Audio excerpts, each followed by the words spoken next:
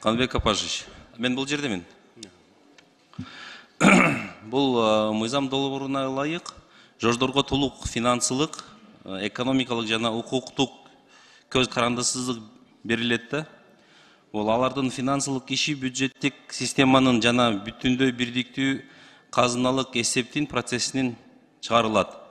Бүгүнкү күнгө биздин университеттерди атаандаштыкка жөндөмдүү кылуу үчүн канча убакыт керек сиздин оюңуз? Азыр баары атаандаштык шартта иштеп атышат. Ошон үчүн кээ бир жерлерде университеттер алдыга кеткен, мугалимдердин айлыгы жогору, кээ бир жерлерде тилекке каршы төмөнүрөөк. Ошол эле өзгөчө статусу бар жождор өз тармагында кандай атаандаштыгы жөндөмдүү инновацияларды сунуштууда? Алар мындай статуска тең эле даяр экенби же пока даярда элек? 5 тең даяр. Кийинки ратификация келсе 5 тең эл аралык деңгээлдеги лаборатория даяр болот. 5 тең bir жылдын ичинде эл аралык илимий журнал Scopus'ка макалалардын санын көбөйтөт. 5 тең эл аралык маанидеги студенттер менен академиялык мобилдүүлүк боюнча алмашат жана эл аралык рейтингин жогорулатат. Ушул жылдын күзүндө Орто Азия университетинде эл аралык конференция болот. Кантип Кыргызстандын университеттеринин эл аралык беделин жогорулатуу боюнча атайын эксперттер келип баа беришет. Рахмат, бұл лицензия берүү боюнча бул билим берүү стандарттарына аткарылышын ким көзөмөлдөйт? Биз көзөмөлдөйбүз. Билим берүү азыр лицензиясы электрондук форматка өткөн. Эгерде сиздер даярдаган мыйзам биринчи күнү парламентке келет, ушул июль айында кабыл алып берсеңиздер, лицензия дээрлик жарым-жартылай жокко чыгарылат.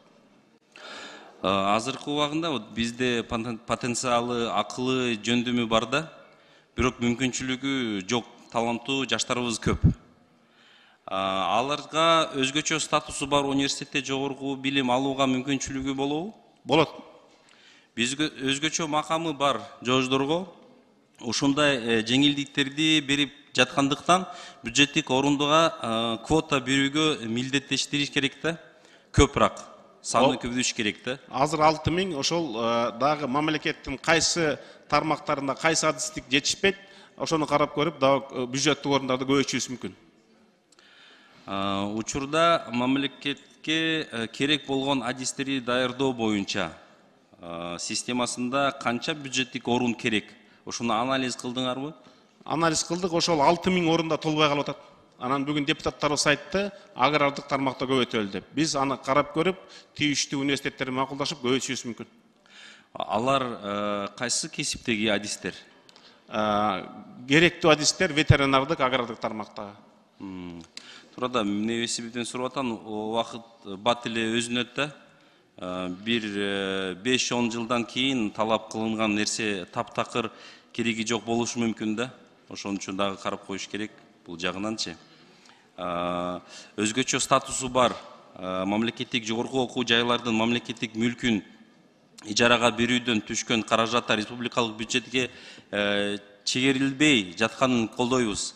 Ошол эле учурда имараттарды, мүлктөрдү жеке менчикке бербей, мамлекеттин балансында кармашыбыз керек да. Мыйзамга ылайык билим берүүнүн бир дагы имараты, бир дагы буюму жеке менчикке берилбейт. Ошонун долбоору эки кол менен колдойбуз да. Албетте бардык деңгээлдеги бул педагогиялык жана илимий педагогиялык кызматкерлердин статусун такай көтөрүү зарыл деп эсептейм. Жаштар атамекендик университеттерди баалап, биздин өлкөдөн жогорку билим алууга кажет деп да. Ошону биз немеси кылыш керек? Аларга наоборот стимул бериш керек да, көпүрөөк. Ушуну сизге ийгилик каалайм. Рахмат.